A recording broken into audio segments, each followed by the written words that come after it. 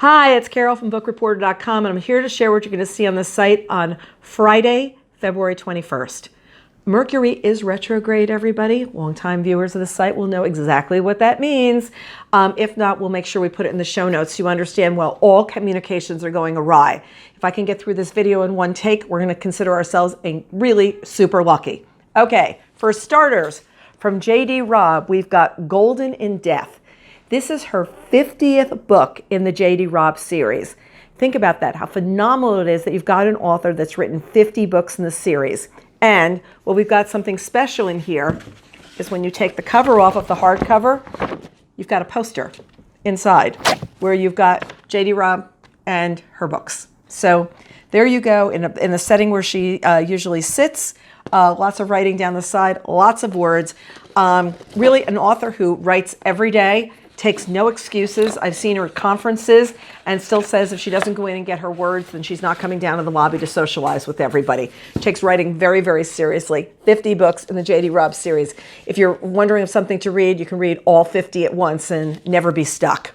We've got Saint X from Alexis Schaitkin. Alexis was in to meet with me today, and we interviewed her for one of our Book Reporter Talks to interviews, and I can't wait to bring it to you because she's got so much terrific insight into her writing of this book. It is set on an island called Saint X. It's in the Caribbean. While we're on Saint X, Claire, who's 7 years old, and her sister Allison, who's in her late teens, are two sisters. They're there with their parents on a holiday vacation, and the night before they're supposed to leave, Allison goes missing, and no one can find her on the island. Later on, she's found to be dead, and what happens later on is we've got Claire always wondering who her sister really was. Remember, she was only 7. Her sister's some mythical person to her. Her sister's somebody who people write about on blogs all over the place. Who was she? And at the same time, Claire later runs into one of the two men, a man named Clive, who was accused of being with her sister that night and perhaps having something to do with her death. And she happens to run into him in Brooklyn. And what ends up happening for her then is sort of an obsessive game of trying to find out who he is. It's really, really wonderful because there's so many layers to this story. And if you watch the interview with Alexis, you're going to get a lot more into like why she wrote this book. I promise we have no spoilers. We were really careful not to do that. But at the same time, just a wonderful, wonderful book. And on a cold, wintry day, who doesn't want to be on St. X? And then see what happens there. And St. X will be a Book Reporter Bets On selection. Crazy about it. We have The Other Misses, which I talked to you about last week. Loved, loved, loved this book. We've got a family that's moved to a small town in Maine from Chicago. They've inherited a house there. They get there. Not long after they're there, a woman in the neighborhood is found dead. What's their connection to this, if anything? What do they know? What don't they know? And all of a sudden you realize this family is laden with secrets. This has got twists and turns that I did not see coming, a completely unexpected ending. I'm one of those people who usually guesses the movie. I guessed absolutely nothing, and I was surprised throughout. So for Mary Kubica, The Other Misses, this too will be a Bets On selection, and it's going to be a Netflix show somewhere along the way. And I just see it being a complete one wrought with cliffhangers. And here we have The Girl with the Louding Voice by Abi Dure. What we have here is a young Nigerian woman who's trapped in a world that she does not want to be in, and she's trying to figure out how she can get out and what she can do. She's trapped in a life of servitude, and that's not what she wants from life. So how is she going to burst forth? What is she going to do that?